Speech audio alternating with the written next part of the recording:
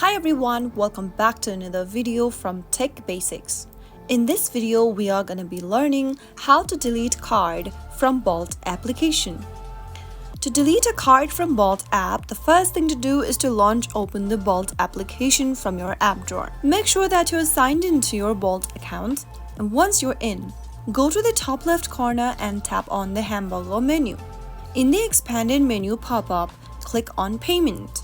From the list of payment methods on the next page, select one of your payment method and then swipe towards the left-hand side for your card. Soon after you do that, you will be able to see this kind of interface where it says delete. Select the delete option and tap on confirm in order to delete your card from the Bolt application. So that's how you can easily delete a card from Bolt. If you found the video to be helpful, go ahead and give us a thumbs up. Don't forget to subscribe to the channel by hitting the subscribe button. Press on the notification bell so that you'll never miss another upcoming upload from us. I will be back again in the next episode. Thanks for watching.